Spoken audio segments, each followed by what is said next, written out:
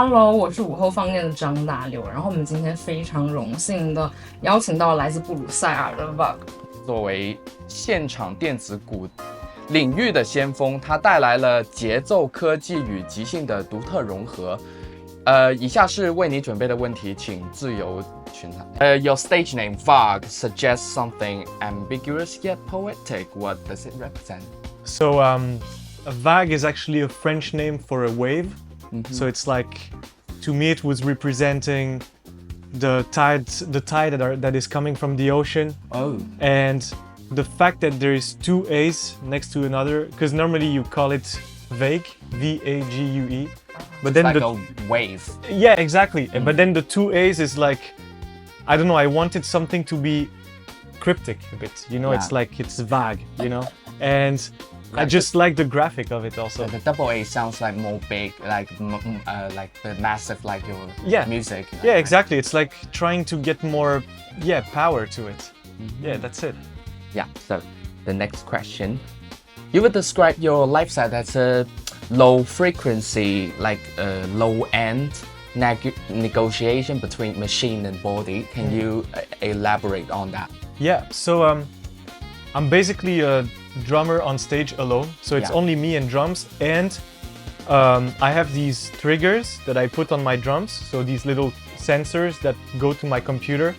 And whenever I hit the drum, there's always something that's playing. So there's no loop or pre-recorded anything. So basically, I'm trying to kind of make music with another musician that is the computer. So it's like I'm alone on stage, but the computer is another musician, So that's why I'm calling it kind of a dialogue, It's like trying to communicate with the computer live.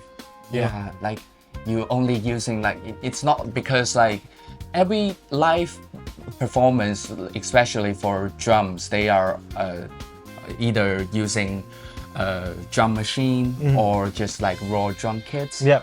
But you just combine them both, but you are using a laptop. Yeah. Like capturing the signal. Exactly. And into like it kind of reminds me of some like a live jungle drum set. I mean, that's kind of it. It's called what we call hybrid drumming, basically. It's like there's a hybrid set. Exactly. It's like some people will just play the acoustic drums, some people will play the electronic drums, and there's just this in-between field that's hybrid drumming, and that's where I'm standing, basically. That's what it's really like captivating when I saw you sound checking, and it's really gorgeous. Oh, thank you so much. So how did you develop the concept of the drum-driven electronic solo act with no backing track? Like we already answered. Yeah, but I mean, like I was always jealous of DJs and singer-songwriters and piano players, like people that could be alone on stage. That's I reckon. Right? I reckon. Right? And then, when you're a drummer, you're always in the back, playing for other people. And I guess at some point I just wanted to be in front and make people dance by myself. So then I was like, okay, how can I find a solution to make that happen? So then I started nerding around on the internet, checking videos of sensors and like technology and trying to find something where I could do what I wanted to do. And then I found that. That's and now how we do it. Exactly. Just trying That's to, how we do it's just researching, and then, that's it. Yeah. Just like for me as a producer as well, I always like trying to discover more technology or maybe some techniques to maybe just like to create something like reimagining the sound and put a lot of like practice, or maybe you can call it experiments. Definitely. I mean, the thing is, like, ultimately you want to make great music, right? Or at least try to. So whatever the means is always a good way of entering a new dimension. So whenever you check out new technology, it's like, okay, let me see if I do this or that, what happens, And then that's the thing, like sometimes you're playing something and it's like, whoa, how did that happen? And then it's like this new thing emerges and it's like, well, this is my song right there, It's kind of like a beautiful mistake, I guess. Yeah, exactly. Something is a mistake. Accidents, happy accidents. Yeah, happy accidents. Yes.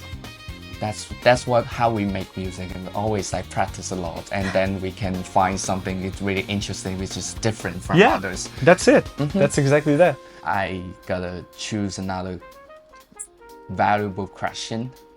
So your music blends with grime, Jersey club, dubstep, or mainly with like drum and bass and jungle, which I heard it from your previous work, your album, the collaborative tracks with others.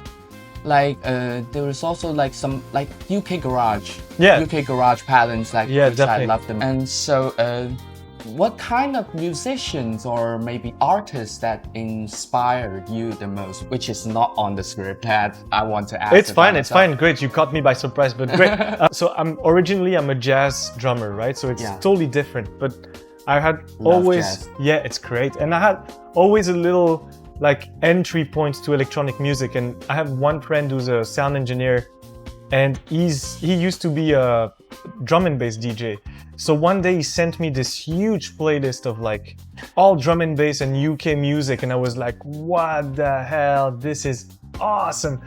And then I had like all these metalheads, Goldie, you know, like records, like really old school stuff. Yeah, and then I was like, wow, this is insane. I have like all these tracks that are in my computer, and I started, you know, like shuffling through them, and I was like, wow, this is like, even in the younger generation, like K-Motion, and then in the very obvious ones, there's Fred again, obviously, who's like doing like a finger drumming. Yeah, and like, so it's nice to be listening to all that music and hear all these variations of that, because UK garage, there's always this one beat, right? Like,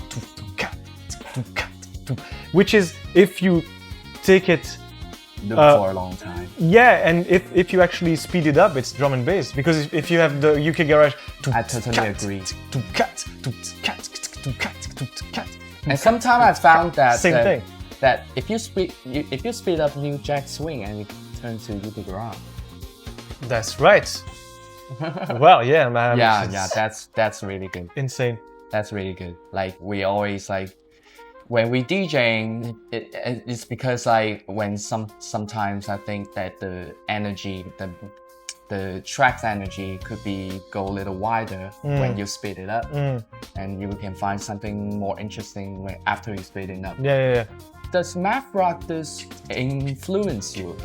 Math rock, not really, to be honest. Like I know of a few bands, but it never really was a thing for me. Although, like, again, coming from the jazz environment where I've played in many traditional but also modern jazz thing where you have like all these weird time signatures. It's like I've been playing in bands where nothing was in 4. Like I was playing like 7.5, you know, like, and then all these things like kind of like shuffle around in different cycles. And then also you mentioned the ambient thing, and it's like I love soundscapes, and this one friend I was telling you about also hooked me up with Boards of Canada, and these guys, Boards of Canada, and these, fucking legendary. It's amazing, and they have all these synth sounds that I was like, it drove me crazy. Sometimes even like looping 8 seconds of one track that's like mesmerizing, and I wanted to try that. So sometimes I'm home and I'm just like trying. I have these little keyboards, you know, like with like lo-fi kind of keyboards, and I'm trying stuff, and then I sample it and I try to play with it, and then all of a sudden there's this song that comes out of it. So like if you mix that love for ambient music and the like odd time signature thing from the jazz, like modern jazz thing, then you probably have something that resembles what I'm doing, you know? That's why it sounds really intoxicating. Amazing. Really intoxicating. Intoxicated, I love it.